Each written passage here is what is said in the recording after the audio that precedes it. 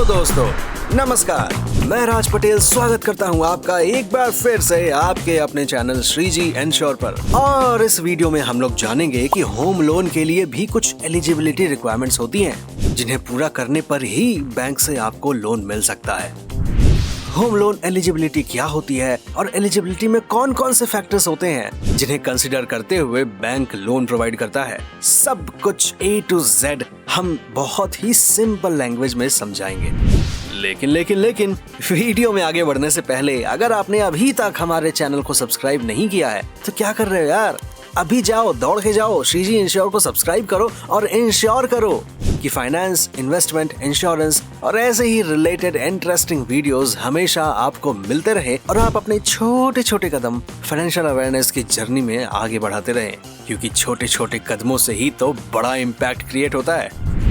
तो home loan eligibility वो criteria या रिक्वायरमेंट होती है जिन पर बैंक ये डिसाइड करने के लिए कंसिडर करता है कि कोई इंडिविजुअल या फैमिली स्पेसिफिक होम लोन के लिए एलिजिबल है या नहीं। तो देखो, किसी भी लोन के लिए एलिजिबिलिटी रिक्वायरमेंट किसी एक बैंक की दूसरे बैंक से अलग हो सकती है।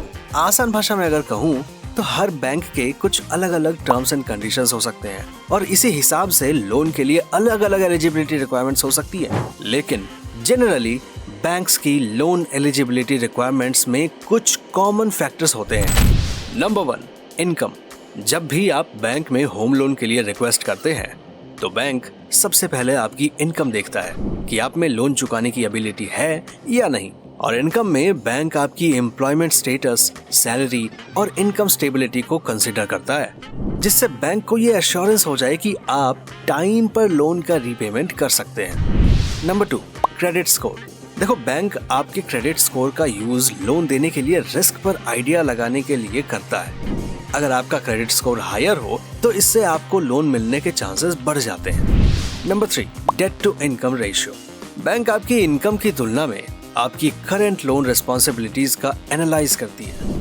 अगर आपका DTI कम होता है तो ये आपकी एडिशनल लोन को मैनेज करने की एबिलिटी को शो करता है। Number 4, employment history. आपके लोन अप्रूवल के लिए स्टेबल एम्प्लॉयमेंट हिस्ट्री एक बड़ा फैक्टर है, क्योंकि इससे आपकी लोन रिपेमेंट कैपेसिटी का पता चलता है। Number 5, property valuation. जिस प्रॉपर्टी यानी कि घर को आप खरीदना चाहते हैं, बैंक उसका वैल्यूएशन करता है, ये इंश्योर करने के लिए कि प्रॉपर्टी उनकी लोन अमाउंट के अनुरूप है।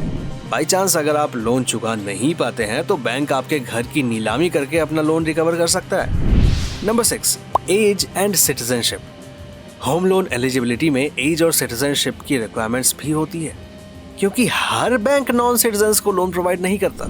इसके अलावा भी कुछ होम लोन एलिजिबिलिटी रिक्वायरमेंट्स होती हैं, जैसे आपकी सेविंग्स, प्रॉपर्टी और जैसा कि हमने बताया, डिफरेंट लोन प्रोवाइडर्स की डिफरेंट लोन एलिजिबिलिटी रिक्वायरमेंट्स हो सकती है। इसलिए आपको होम लोन ऑप्शंस को कंपेयर करना चाहिए और इस बात की कोई गारंटी नहीं है कि अगर आप एलिजिबिलिटी रिक्वायरमेंट्स को पूरा करते हैं तो आपको लोन मिल ही जाएगा, लेकिन इससे आपके होम लोन अप्रूवल के चांसेस बढ़ जाते हैं। तो दोस्तों, मैं उम्मीद करता हूं कि होम लोन एलिजिबिलिटी का कॉन्सेप्ट आपके दिमाग में क्लियर हो गया होगा। इसीलिए अगर आपको वीडियो पसंद आया हो तो प्लीज वीडियो को लाइक कीजिए, शेयर कीजिए और जितना ज्यादा हो सके अवेयरनेस बढ़ाइए। और अगर आपके पास कोई सुझाव, शिकायत या सवाल है तो प्लीज कमेंट सेक्शन में कमेंट करके हमें बताइए। श्रीजी इंश्योर की एक्सपीरियंस्ड टीम हमेशा आपकी मदद करने के लिए रेडी है, एनी टाइम।